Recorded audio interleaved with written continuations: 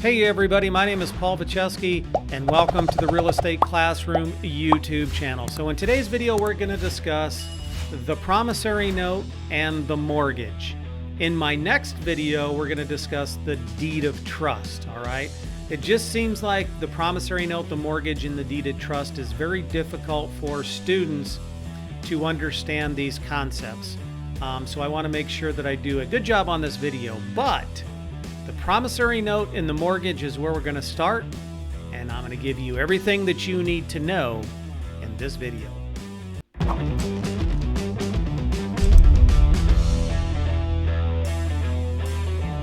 Okay, so in this video we're going to discuss two legal, separate, distinct instruments called the promissory note and the mortgage. And as I said in my opener, in the next video I'm going to discuss the deed of trust, or sometimes called the trust deed. It is a concept, all three of these instruments, students just seem to have a hard time comprehending how it all works.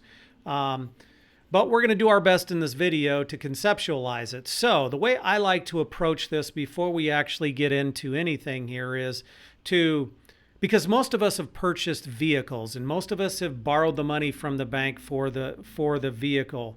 And so we understand that process. And by understanding that process, it helps us to conceptualize this process that we're going to discuss in the video. So think about this. When you borrowed money from the bank to purchase a car, the first thing that you did is qualified. So you had to make application. They did a credit check and all of that. That's the same if you're buying a house. And then if you were approved, eventually you had to sign all these loan documents. Well, actually what you were signing was called a promissory note. And that promissory note did a lot of things. And we're going to talk about specifically the promissory note. But you were signing the promissory note. It said that it's a 48-month loan, a 60-month loan, a 72-month loan. And the loan is the interest rate's 4.5%. And if then there's late payments if you're late on, or late fees if you're late on the payments, etc. However, what did the bank also want? In addition to those loan documents called the promissory note that you signed, what did they insist on having? And that is the title to the vehicle, because the title to the vehicle is the collateral for that promissory note. So if you stop making your payments, because the bank is holding on to that title to the vehicle, that gives them the right to repossess the vehicle. Understand this, and most people don't understand that.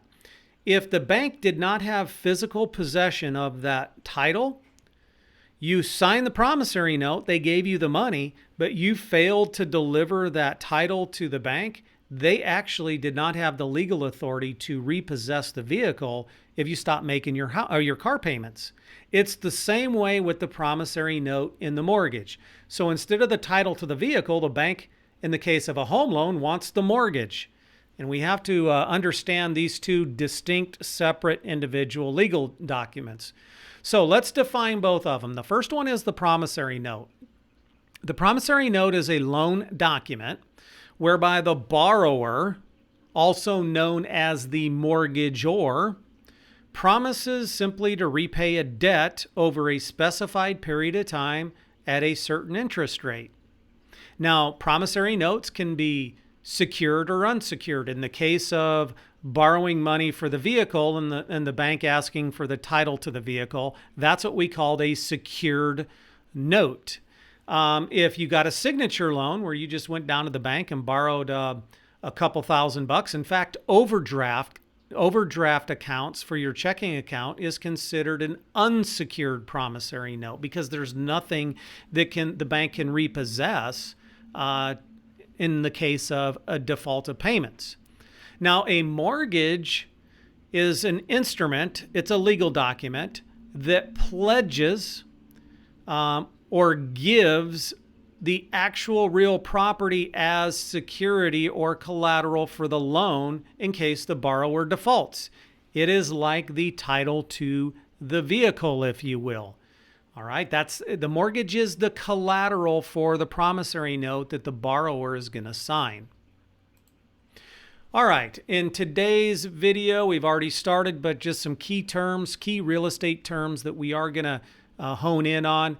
And I've already talked about a couple of them already. Promissory note, a mortgage, the mortgagor, the mortgagee. We're going to discuss the pledge more in detail. And then there's a concept called hypothecation.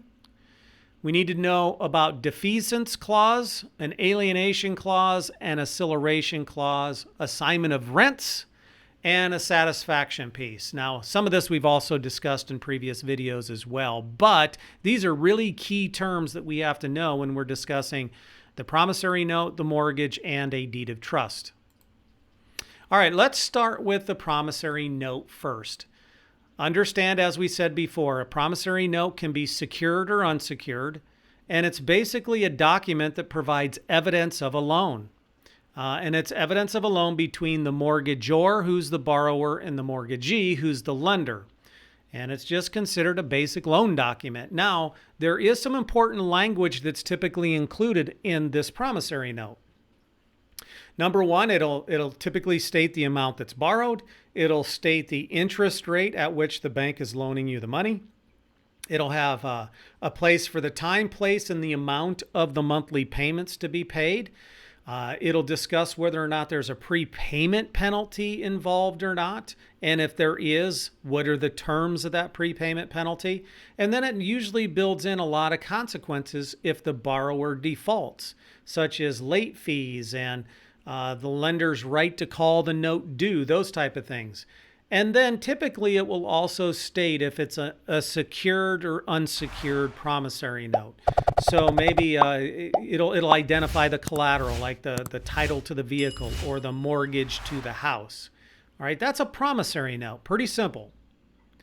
The next thing I want to talk about is the mortgage. This is kind of what confuses everybody. And remember, the mortgage and the promissory note go hand in hand here. So the mortgage is an additional instrument. It's a legal instrument that actually pledges the property as security or collateral for the debt that's identified in the promissory note. All right. Now, some states use the mortgage process and some states use what we call the deed of trust. There are some distinct differences between the two. For example, Iowa, the state of Iowa, is a mortgage state. And so if you were in Iowa and you were buying a house, you would sign the promissory note, but you would also then use a mortgage. You would sign a mortgage over to the bank, and that mortgage is like the title to the car. That is the collateral in case you default on the promissory note or default on making your payments. That mortgage then gives the authority to the bank to go and foreclose on the property. All right. Number two, the mortgagor. Who is the mortgagor? That is the borrower. Understand, in mortgage states, the mortgagor, the borrower, retains legal title to the property, and the mortgagee, who's the lender, simply has a lien against the property, just like your vehicle. When you buy a vehicle and you hand over the title, you still own the vehicle, but the bank has a lien against that vehicle in case you default. Now, there is a key term you have to know. It's called hypothecation, and I have it on your screen here. This is the legal doctrine and allows the borrower to pledge that real property as collateral, but they don't have to give up the legal right to possess and use it, just like a vehicle. All right, just like a vehicle. Now, the mortgage is a two-party relationship, and the two parties involved in that relationship is the mortgagor and the mortgagee, the borrower and the lender. Why that's important is because when we talk about the deed of trust, you're going to discover that there are three parties involved. All right. And then the mortgage is a specific lien and it's a voluntary lien. We discussed those two concepts in different videos, but it's specific to the lien is specific to the property that's being pledged as collateral, and it's also being voluntarily the lien is given voluntarily to the lender. All right, so remember, The mortgage is a document that the mortgagor gives to the mortgagee. So it's a document that the borrower gives the lender that, number one, pledges the property as collateral for the loan or the promissory note, and it's voluntary, and it creates the lien against the property in case the borrower defaults. The lender can foreclose. I know I feel like I'm killing a dead horse here, but I really like to be repetitive here so as a student you can understand. I kind of teach this part like kindergarten. Number 5, elements of a mortgage, meaning what's the language that's common in a mortgage, in that instrument called a mortgage. Some of this we've already talked about in a previous video, but we're going to cover it again. Number 1, it's going to have what's called a defeasance clause. And this defeasance clause says that the mortgage, remember the mortgage is the pledged property that places the lien against the property. It is defeated when the promissory note is paid in full and the terms of the mortgage have been completed. So when you pay off the loan in accordance with the promissory note, then it basically says the lender then has no, it defeats the lender's position in the property. It's a legal technical way of saying that the lender has no more interest in the property. Defeasance clause. Another clause is called the alienation clause, or sometimes called a due on sale clause. 2 key terms I guarantee is going to be on your real estate exam. It just simply says that, tells the mortgagor, the borrower, that if you sell the property, then the first debt that is paid is the mortgage. Okay.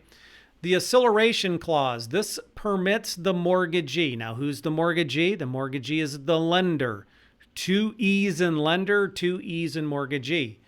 It permits the mortgagee to call the entire sum due and payable now upon default of payments. And then another common clause that you're going to see is what's called assignments of the rent, or assignment of rents.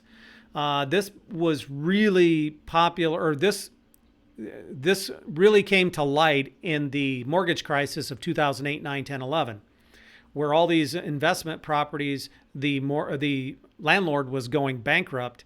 And what the banks were doing, because of the assignment of rent, the banks were going directly to the tenants and saying, you're going to pay your monthly rent directly to us, not the landlord. And what gives them the legal authority to do that? It's the assignment of rents clause that's put into the mortgage.